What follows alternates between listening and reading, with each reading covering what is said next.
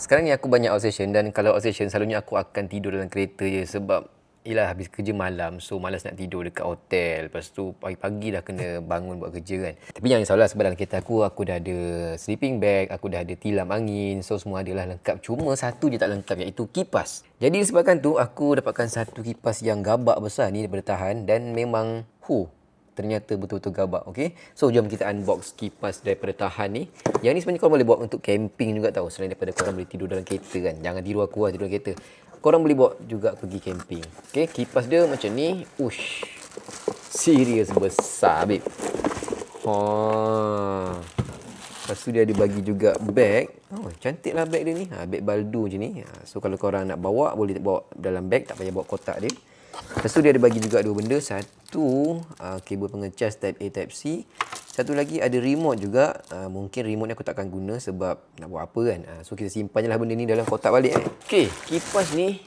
Mantap ah.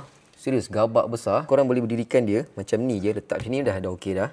Ataupun korang boleh keluarkan kaki dia. Ada 3 kaki. 1, 2, 3. Lepas tu korang boleh berdirikan dekat mana-mana tempat lah. Kalau macam korang camping kan, korang boleh berdirikan dekat tempat camping korang. Kaki dia ni kalau korang nak tutup balik, korang boleh tolak dulu kunci dia dan korang boleh tolakkan ke atas macam ni. Okey. Jadi belakang ni dia ada lubang charger, satu type A, satu type C. Type C ni adalah input, type A ni adalah output.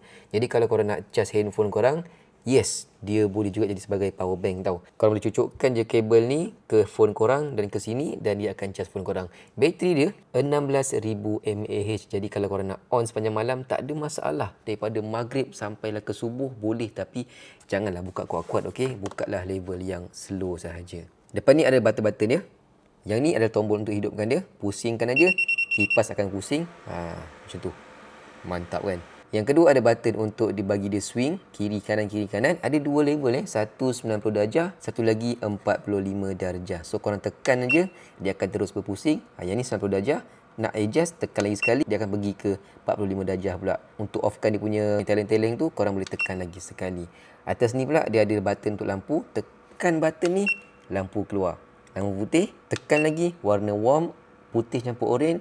Tekan lagi sekali, warna oren sahaja. So tekan lagi sekali, dia akan off. Yang atas ni pula adalah timer. So korang boleh setkan lah. Korang nak onkan dia selama 1 jam boleh, 2 jam boleh, 4 jam boleh dan juga 8 jam. Semua tu ada lampu dekat sini. Kalau korang berkemah kan, korang boleh tutupkan kaki dia macam ni semua. Lepas tu korang boleh adjust dia punya kipas ni menghala ke atas macam ni. Lepas tu korang boleh gantungkan dekat korang punya kemah sebab bawah ni dia ada satu penggantung. Okay, gantungkan kat kemah. So angin tembak ke bawah. Nak buka lampu, tekan je lampu ni. So dia akan menyala lampu, so kemah korang akan jadi terang. So guys, ini adalah kipas Tahan yang tahan lasak dan juga gabak yang korang boleh dapatkan. Nak dapatkan, link ada kat bawah. Harga dia memang agak sedikit mahal tapi serius berbaloi sangat. Kalau korang ada gazebo kat rumah ke kan, letak kipas ni, lepas tu bolehlah korang beriadah ataupun berlepak-lepak dengan family korang dekat gazebo tu. Sambil ditemani oleh kipas gabak dari Tahan ni.